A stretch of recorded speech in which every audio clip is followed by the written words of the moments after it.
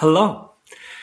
This week's episode is Night Call, which got delayed and pushed back because it was supposed to air, and that day President Kennedy was assassinated and pretty much everything got shoved. So it got pushed back and ended up in this week instead.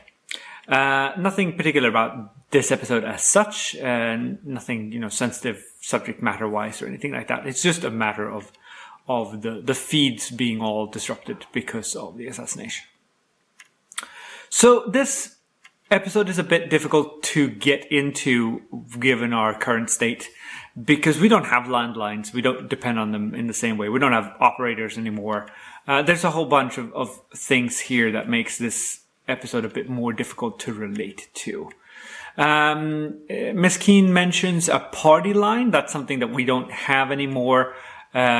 So party lines were essentially a way to get telephone to rural areas where you'd have one line that connected several households, and the switchboard operator would be able to ring a specific phone on that line. Well, all the phones would ring, but you would have to sort of listen for your own. It's not a ringtone. It's a cadence rather. For them to sort of go, oh, this is for me. So you'd know the people on your party line because you'd, be able to speak to them. It'd be a very local circuit. I really like the part where Miss Keene is in bed trying not to listen to the ringtone. It's a very subtle noise. And I'm sure that got lost on quite a few television sets back in the 60s because speakers then weren't quite good enough. So if you turn it too low down, that noise would drop out and disappear. But on the DVD release, you can hear it just fine.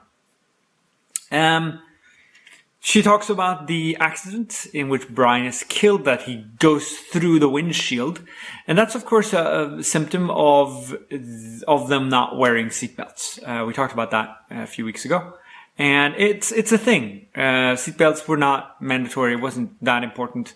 And the windshield was mostly, normal window glass. So of course, you'd shred yourself if you went through it. It's a sad fate for a lot of people who were in automobile accidents.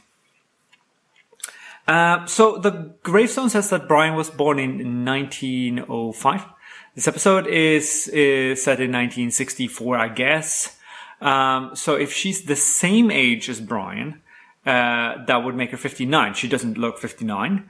Gladys Cooper, who played Mrs. Keene, was actually born in 1888.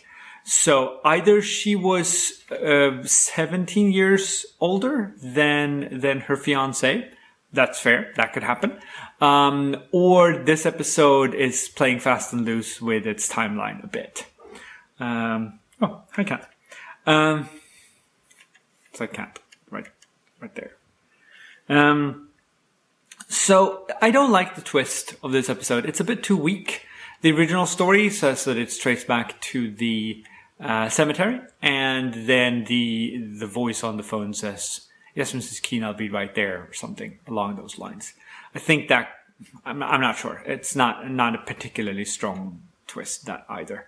If you want telephone-based horror, I mean, sure, why not? Telephone-based horror. I would suggest The Statement of Randolph Carter, which is a story written by H.P. Lovecraft, which has a better twist ending and involves a phone.